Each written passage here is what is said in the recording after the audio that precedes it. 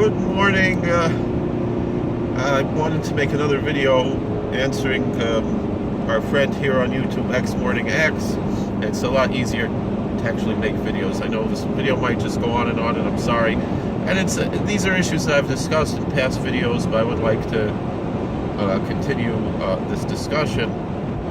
And I believe that xmorningstarx is writing in good faith. He's not just, trying to attack our community. And I sincerely believe, though, and I'll say it, put my cards on the table, that attacks on the Hasidic community are attacks on all Americans. I've said this many times. I was quoted on Fox News saying this, that attacks on the Hasidic community is the canary in the coal mine of religious freedom. The same people who want to attack us want to shut down our schools and our synagogues and so forth, want to shut down your churches, your mosques, your temples, everything.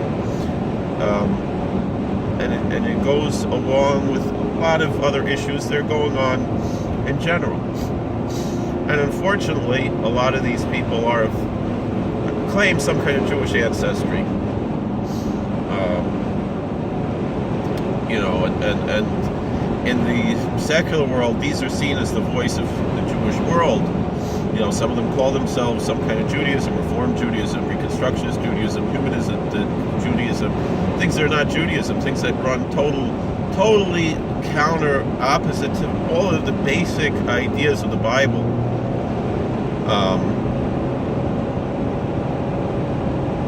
So we'll just leave that there for now as it is. Now, xmorningstarx, he quotes an article from Shulam Dean. Shulam Dean is an interesting fellow. He grew up. His father was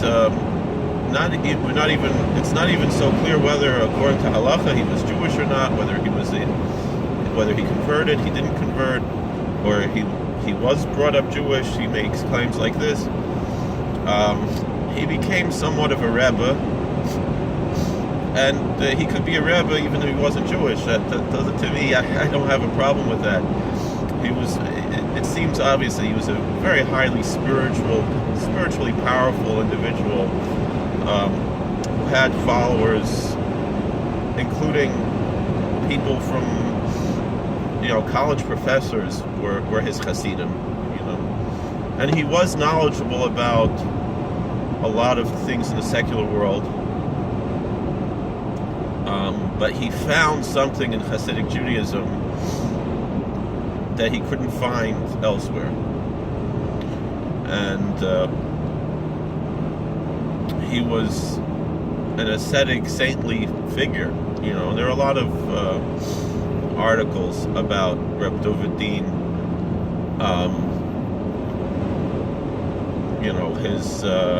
his ministry and so forth, and how he was like, a person who practiced, a very different approach, but in many ways the old-fashioned approach. Now, Reb Dovid's son, Shulam, he was growing up a little bit embarrassed, he says, by his father being Bal Tshuva or a ger, whatever he was, someone who didn't grow up in the Hasidic world, and he actually chose as a child, after his father's passing, his father passed away at a very young age, he chose to go to a more extreme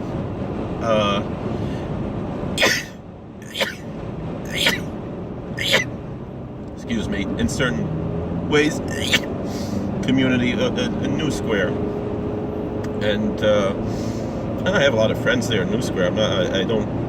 When I say extreme, I mean it in the more or less generally in a positive way, although I do disagree with certain things that go on there. But that's fine. That just because I disagree doesn't mean I think they should be shut down. That's my whole point here. Meaning, yeah, that's not my path, but that's their path, and that's okay. That's what America's all about. But anyway, that's then after a while, he grew up, he got married, he had kids and everything, and then he decided he's become an atheist, and he's, now dedicated himself to fighting against this community that he himself chose to live in for many years, and why he wants to deprive other people of that choice, even if he thinks it was a mistake.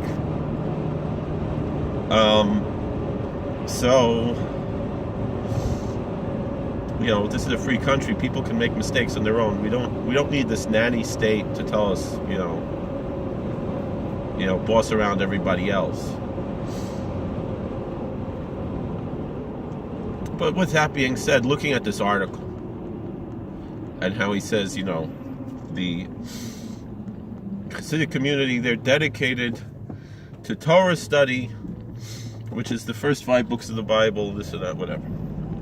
This reminds me of when I was in high school.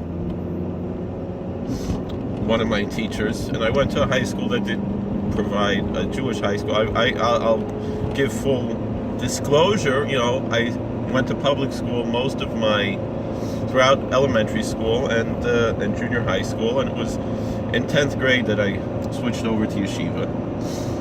And I went to a yeshiva, more modern yeshiva, but not ideologically modern, but practically modern, with a more somewhat ultra-Orthodox ideology, with some modern Orthodox tinges in it. But we had there a very famous rabbi, now very popular, famous, who was our teacher in high school, and at the time already he had started the shul. Rabbi Weinberger, he's somewhat, again, similar to Shalom Din, but difference is that he's actually a Rav of a shul, not Shalom, like David Din, a self-stylized Hasidic Rebbe. The difference is, although Rabbi Weinberger was brought up in the modern Orthodox world with parents who are not what he would define as modern Orthodox, but who had their, they came from Hasidic backgrounds in Europe, Holocaust survivors. They became a little bit more modern in America, in their own ways, and sent their children to more modern schools. And then they had 2 children, and the one son, he has geworden durch a größer Rebbe, and he, even though he doesn't really speak Yiddish,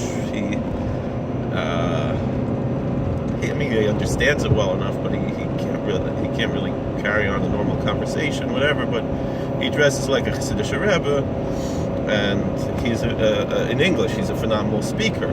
He's probably one of the best speakers we have in the Jewish world today. He's a very well sought out speaker and a brilliant mind.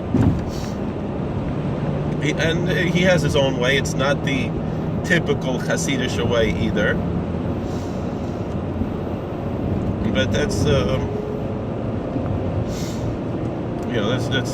Rabbi Weinberger. But he's a brilliant thinker, and someone who he's very knowledgeable about the secular world, and he made a conscious decision to distance himself from a lot of aspects of the secular world, but not totally. And also, he maintains connections to what I would call the right wing of modern Orthodoxy, or religious Zionism and so forth, which is outside of the realm of mainstream ultra-Orthodoxy. So he has feet in different worlds. I mean, and that's fine. But the point that I'm bringing here is, he told us, back when we were kids, it's 20 years ago. It's not quite yet 20 years ago, but yeah. About when I started going to Ezra Academy, it's coming up now 20 years.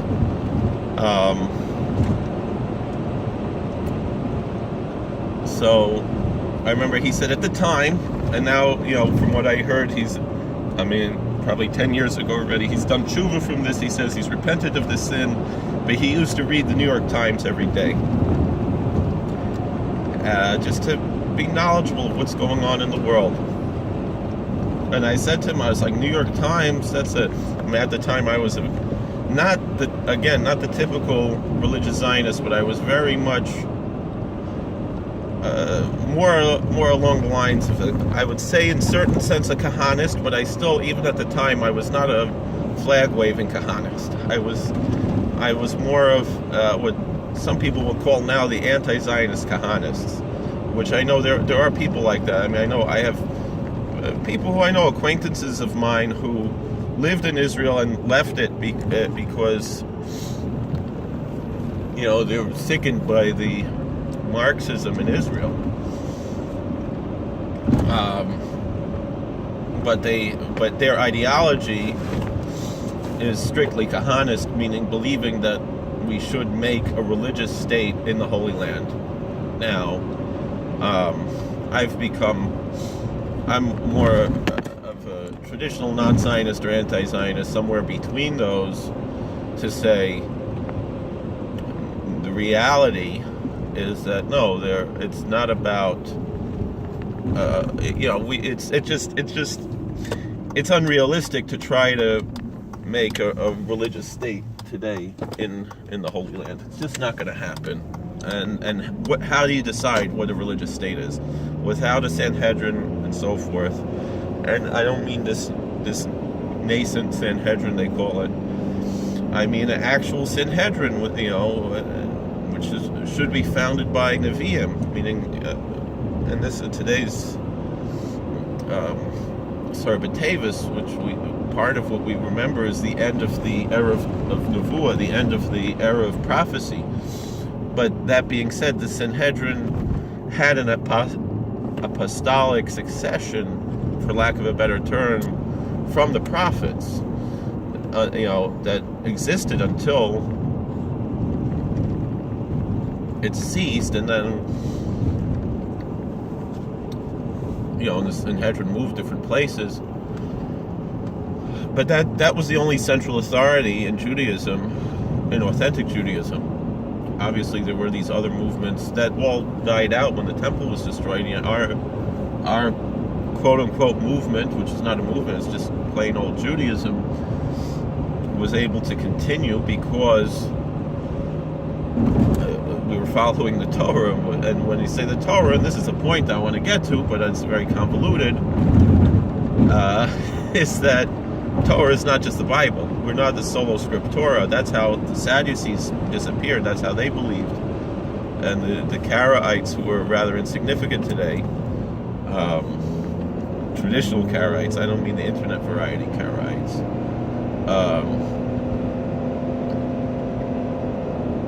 who are also rather insignificant,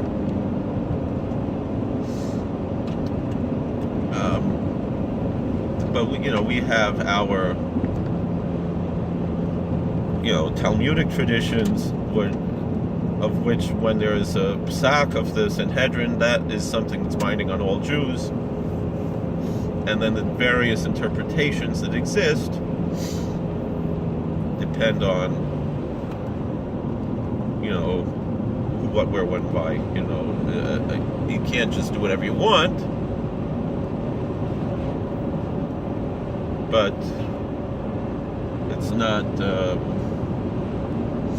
it's not Hefker, it's not a free-for-all, but there is room to say, the Sephardim eat kitnios on Pesach and Ashkenazim don't, and things like that. And there's room to say that, these are both correct.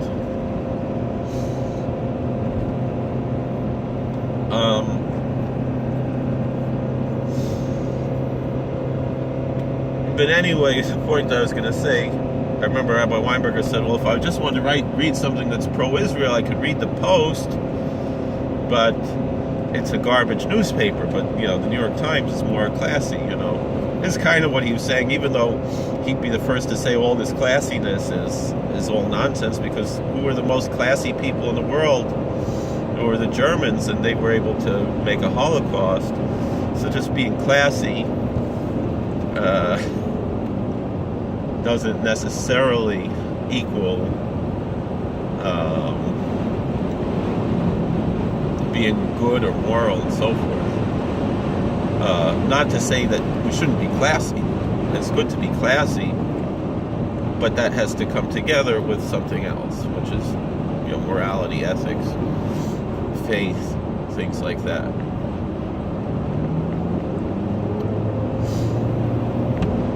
And also a certain level of diversity and things like that as well.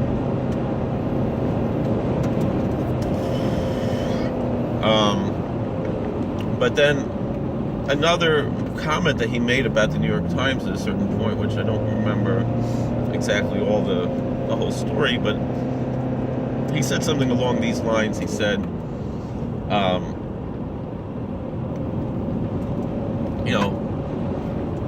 if when he reads something about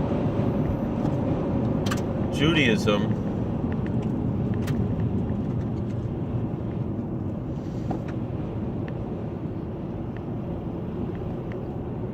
in the New York Times,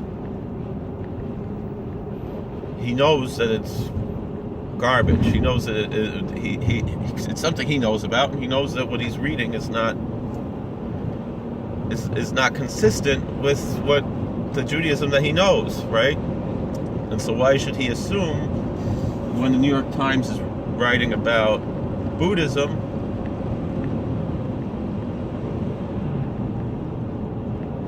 that they are somehow that they're writing something that's accurate.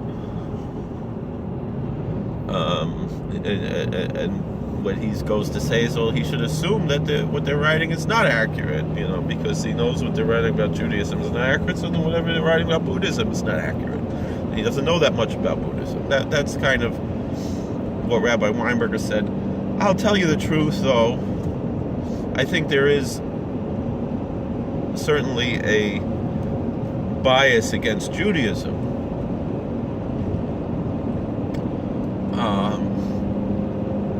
Which is different than a bias against Jews. That should be pointed out, but it's in a way almost similar to the bias that's sometimes brought against some of the Native American communities. Judaism and Native Americans are kind of seen as like relics from the past, as opposed to something that's vibrant and alive and living today.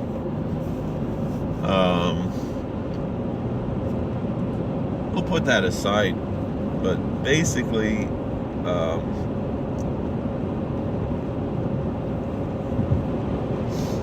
excuse me, I remember reading Houston Smith's book on the religions of the world, and being somewhat religiocentric, Judeo-centric, I read his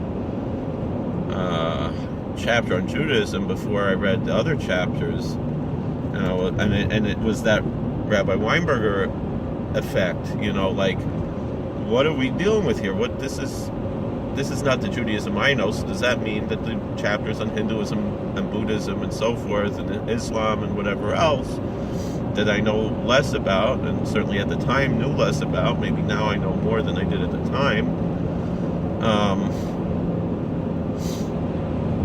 were equally flawed? And then what I realized, though, is that when it came to Buddhism, Hinduism, whatever else, there were a lot of notes, a lot of sources. There's a big bibliography there, And when it came to Judaism, it was very little. So that could be, when I read someone like, what's her name? I always forget her name. She wrote a book, The History of God, and she also wrote a book, The War for God. And The War for God is so accurate. It's probably one of the most accurate portrayals that I've seen from a non-Jewish source of what, her discussions of Haredi Judaism were totally accurate.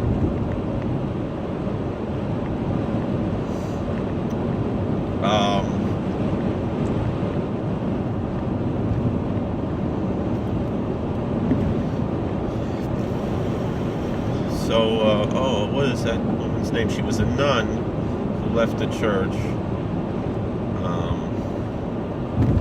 And something, right? I don't remember now. Anyway,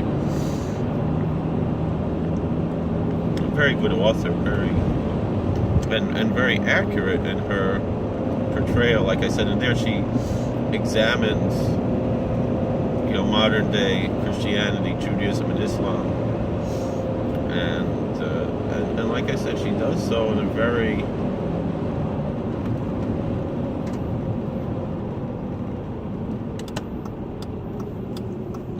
accurate way.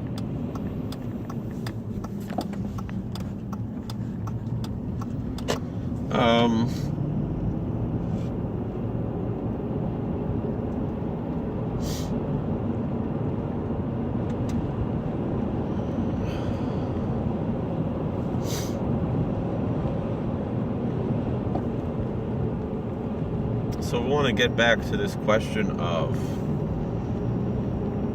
though, that xmorningstarx brought up about poverty in the Jewish Hasidic community. So we'll have to get back to that later, make a separate video about that. But this being said, essentially, the media is not really trustworthy. It's not really an accurate portrayal of what is actually going on. I mean, I work in a multi-faith setting, and so I have kind of two bosses. I have in my institution where I work, who is my supervisor, and I have in my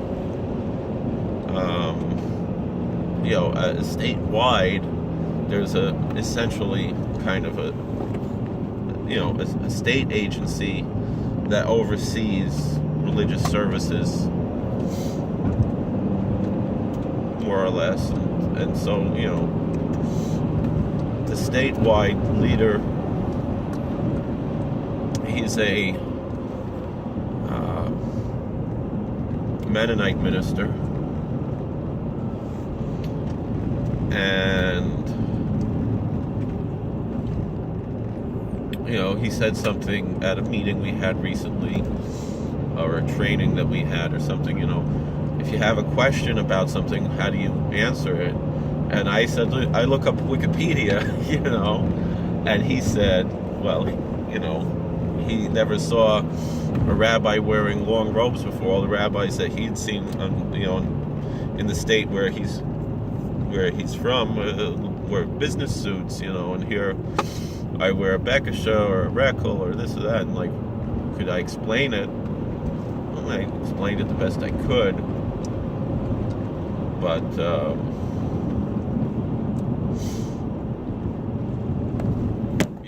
that's the driving behind a cop is a little bit different than driving in front of a cop.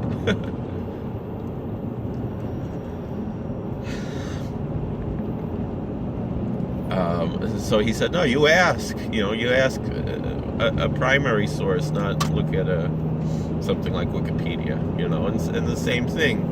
You're going to trust the media, you're going to trust the fake news media. I mean, it's true, it's really fake news. And so with that, the Torah, in the view of the Hasidic Jew, yes, it's the first 5 books of the Bible, but it's so much more than that. It's really the whole compendium. We have a written canon of Scripture, but then we have an oral canon of the Talmud, of Midrash, of Halacha, Kabbalah, things like that. There are certain things that are accepted in our world as, and of Hasidic literature and Musar literature, that we have, certain literature that's deemed to be sacred to a certain extent in our circles, in a way that's, somewhat different than, it's not quite scripture, but, and so how do you understand that? I mean, that being said, I've heard, some people say, like, the Talmud is to the Jews, but the New Testament is to the Christians. And it's not really, so it depends on which Christians, I guess, and it depends on which Jews,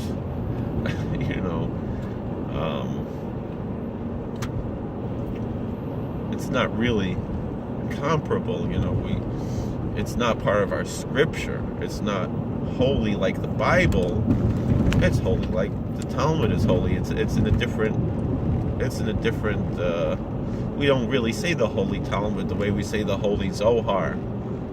But we do say Kisvei Kodesh when it comes to the scripture and, things like that. But it's a different type of holiness on the Zohar and a different type of holiness of the Orach Chaim HaKadosh or the Al Shech HaKadosh or the Shlach HaKadosh.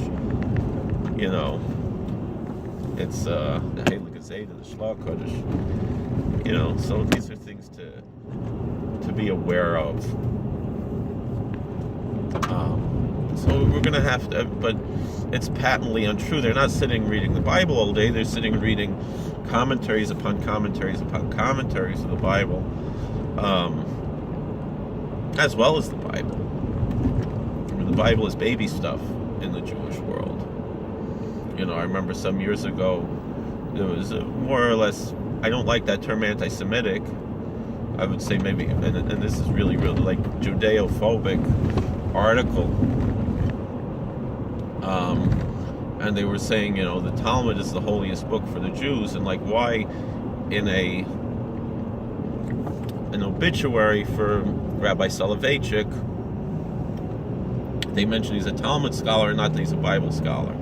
And it shows that the Talmud is more important to Jews than the Bible. No, it just shows that the Bible is fundamental. That's elementary. Whereas, the Talmud you actually have to, it takes a lot of scholarship to understand one page in the Talmud, and it's understood that it's going to start with knowledge of Scripture. Excuse me. We've already gone on about a half hour. Let's stop here, start over, make another video. But this video basically is saying that the media is fake news, and so why should you trust them? And that media is run by secular Zionists who hate our religion, people who've turned their back, really self-hating Jews, people who've turned their back on our traditions. So that's also something to be aware of. And who have an agenda that's specifically against Judaism and really also against Christianity. And I would say that much of the hatred against Christianity in America today should be understood as hatred against the Judeo-Christian ethic and against religious freedom, which it is. So thank you for watching. God bless. Please like, share, and subscribe. Comment, please. Take care.